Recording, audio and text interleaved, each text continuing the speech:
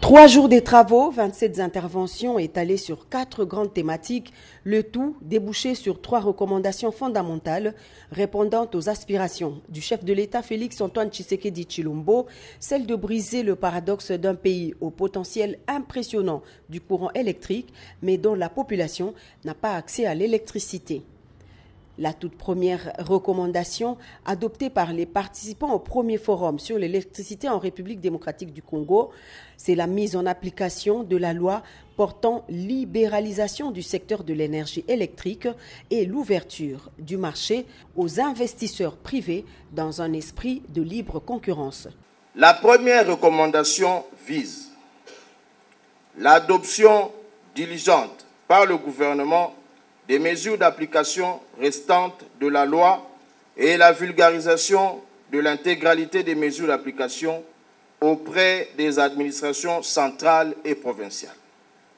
des opérateurs et investisseurs ainsi que des communautés locales pour renforcer les capacités des différents acteurs à se conformer à la loi et à mieux l'appliquer. La nomination des directeurs généraux adjoints et des membres du conseil d'administration de l'autorité de régulation du secteur de l'électricité ARE et de l'agence d'électrification et des services énergétiques en milieu rural et périurbain en serre, de manière à rendre opérationnels ces 2 établissements publics. Ainsi, un guide de l'investisseur comprenant les dispositions essentielles de la loi sur l'électricité et ses mesures d'application sera élaboré à l'intention des opérateurs du secteur privé. Le conseiller principal du chef de l'État au collège Mines et Énergie, maître Michel Eboma Ablavi, est également revenu sur la loi visant la transformation de la SNEL en société commerciale. Pour sa part, la loi numéro 14/0011 du 17 juin 2014 relative au secteur de l'électricité a fondamentalement transformé le cadre juridique et institutionnel dans lequel s'exercent désormais les activités constituant l'objet social de SNEL. À ce sujet, le forum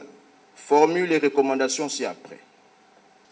Confier la gestion du réseau public de transport de l'électricité à un opérateur neutre qui ne soit ni producteur ni distributeur, de manière à assurer l'égalité de traitement entre producteurs, importateurs et exportateurs d'électricité. Voilà qui met fin à ce premier forum sur l'électricité en République démocratique du Congo. Le souhait des participants et même de la population tout entière reste prioritairement l'accès à temps plein au courant électrique.